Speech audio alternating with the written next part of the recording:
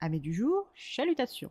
Pour les petits nouveaux, moi c'est Sekhmet et je vous souhaite la bienvenue dans mon podcast littéraire. Dans mon émission, je vais tenter 3 fois par semaine de vous donner envie de découvrir des livres de tout poil, récents et moins récents. Alors, si ça vous tente, c'est par ici la suite.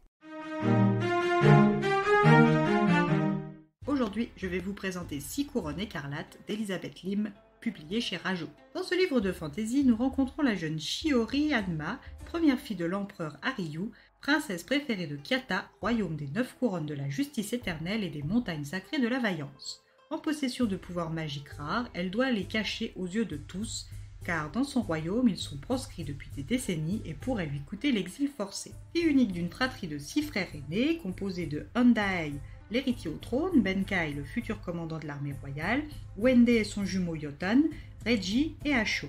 Elle est orpheline de mère depuis ses 3 ans et elle a grandi auprès d'une belle-mère aussi belle que froide. Avec ses incroyables yeux opalescents, sa bouche en forme de bouton de rose et son opulente chevelure d'ébène, sa belle-mère impressionnait. Mais le plus frappant, c'était cette cicatrice qui lui barrait le visage. La beauté irréelle de cette belle-mère n'avait d'égal que son attitude hautaine et froide. Passionnée par les serpents, la reine sans nom venue d'un lointain royaume était surnommée par tout le monde Raikama, et elle était respectée et crainte par égal tant par ses beaux enfants que par ses sujets. Seule Shiori ressentait en plus de la défiance envers elle, et ce sentiment n'allait cesser de croître. Elle aussi était pourvue d'une grande beauté en concurrence directe avec celle de sa belle-mère, bien que différente. Quand nous rencontrons Shiori, elle est fiancée au fils de Lord Bushian, un seigneur de 3e rang du Nord, et cette perspective ne l'enchante pas. Apprêtée pour une rencontre officielle à l'occasion de ses fiançailles, présidée par son père l'empereur, elle traîne des pieds pour s'y rendre. Accompagnée par son frère le plus proche en âge d'elle, Asho, elle se dirige vers la salle d'audience quand soudain Kiki, sa grue en papier à qui elle a donné vie quelques années auparavant, s'échappe. Ne voulant pas la perdre, elle abandonne sa lourde tenue d'apparat et court à sa suite laissant tout en plan derrière elle.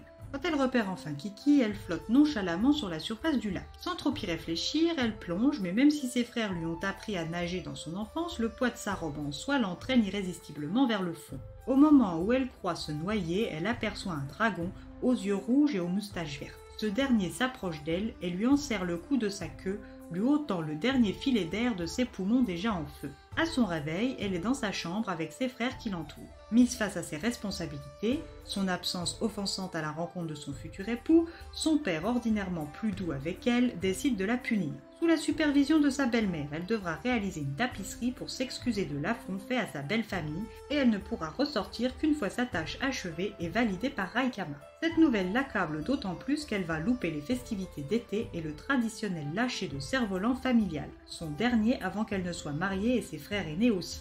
Asho lui promet d'intercéder auprès de leur père pour la fête, mais en attendant, elle doit bien se comporter avec sa belle-mère. Shiori promet, mais va aussitôt le regretter, car Raikama déchire Kiki, tuant son ami de papier. Elle se contrôle et entame sa tapisserie. Le jour de la fête est arrivé et son père l'autorise à y participer. Elle ne se le fait pas dire 2 fois et rejoint ses frères. À la fête, elle va se régaler à tous les stands sucrés quand un jeune garçon lui dérobe ses gâteaux de riz. Elle le suit et découvre que ce jeune garçon n'est autre que le dragon du lac sous sa forme humaine. Ce dragon est Seriyu, prince des mers orientales et petit-fils préféré du roi dragon Nasazum, seigneur des 4 mers et des eaux célestes. Lors de l'accident du lac, afin qu'elle et sa magie survivent, Seriyu lui a donné un fragment de sa perle et décide de la former à la magie. Leçon après leçon, elle arrive de mieux en mieux à la canaliser. Un jour, Seriyu lui dit qu'il part et reviendra au printemps, et que si elle a besoin d'aide, elle pourra toujours demander à sa belle-mère. La défiance qu'elle ressent envers sa belle-mère aurait-elle cette origine ? Accompagnée de Kiki, à qui elle a redonné vie, elle suit partout sa belle-mère jusqu'à ce qu'elle la voie suivre une pelote rouge brillante dans un escalier dissimulé dans son jardin aux serpents. Malgré sa peur inconditionnelle de ces reptiles à sang froid, elle la suit et la découvre comme jamais. Une peau blanche recouverte d'écailles, des yeux jaunes aux pupilles longues noires et une langue fourchue. Shiori sait maintenant que Raikama est un démon. Elle s'empare de la pelote et rentre sa belle-mère à ses trousses. Arrivée au palais, elle dit tout à ses frères et sa belle-mère décide que comme elle est démasquée, elle doit agir. Elle transforme ses 6 frères en grues à couronne écarlate et maudit Shiori. Elle ne pourra plus parler sous peine de tuer ses frères et devra porter un bol lui dissimulant le visage. Dans ces conditions, comment sauver son père de ce démon ? Comment ramener ses frères à leur forme humaine ? Va-t-elle seulement les retrouver ? Raikama est-elle vraiment la méchante de l'histoire ? à vous de suivre Shiori dans son parcours muet pour sauver les siens d'un démon puissant.